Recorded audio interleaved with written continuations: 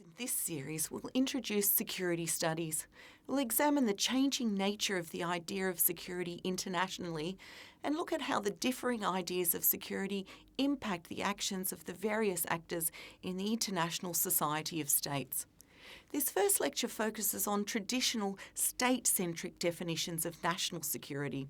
The next lecture then moves on to collective or international security, and the final lecture will complete the study by looking at non-traditional, human-centric and critical definitions of security. As always, we'll look at the basic theoretical frameworks that inform our understanding of security in global politics, including realism, liberalism and structuralism. This means we will examine issues such as alliances, the Cold War, the institutions underpinning security, such as the United Nations, and other institutions of global governance.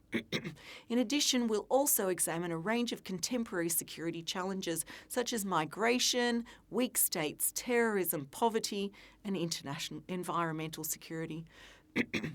Traditional approaches to security did so solely from the perspective of the state. In fact, the state was, in its origins, a security arrangement and pretty much remains so today. A well-governed nation-state is a formidable security organisation, which is one of the main reasons that the nation-state ultimately became the basic form of modern political organisation. The term national security has now come to refer to all those public policies through which the nation-state ensures its survival as a separate and sovereign community, and in so doing, the safety and prosperity of its citizens. So this traditional approach, which branch of international relations theory are we talking about here?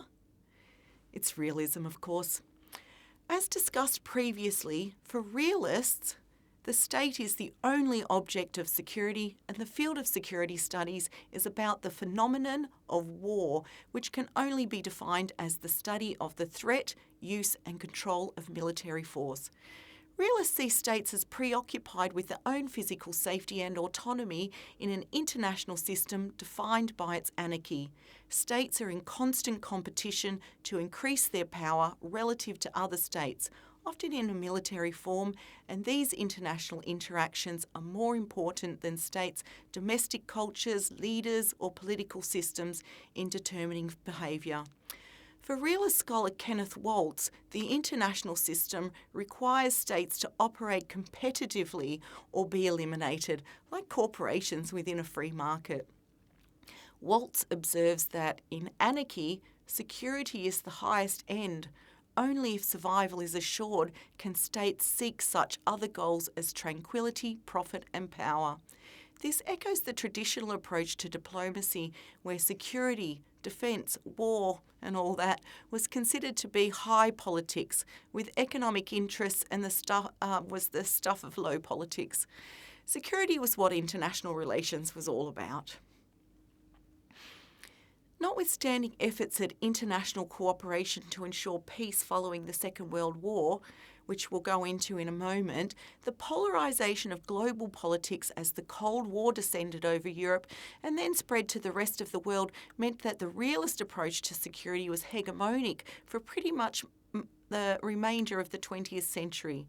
No IR theory emphasises security more than realism. During the Cold War, security studies was dominated by interest in military statecraft, and security was uncritically tethered to strategic issues. This meant that military force, not security itself, was the focus of security studies and the realist school. Keith Krause and Michael C. Williams argue that realism achieved hegemony in the field by essentially conflating the claims of realism as the very definition of security studies. They considered that the most important of these realist claims concerns the centrality of the state as the subject of security and provides the basis for the exclusion of issues other than those of traditional military diplomacy from the field. So for realists, what needed to be secured was the state, not the people, not society, not the individual. And what the security of the state meant was that it was all about building up your armed forces. It was about armies, tanks, bombs, aircraft carriers, new military hardware, new technology, making sure yours was bigger, better and more powerful than all of the other states. So security was the most important aspect of global politics, and power was the major determiner of ensuring survival in a very hostile international system. This huge competition for survival was the main focus of state security policy during the Cold War and formed the basis for security studies during this time. As the main rivals, the US and the USSR, competed for power and influence in the international system, they constantly implemented policies designed to ensure they remained powerful relative to the position of the other.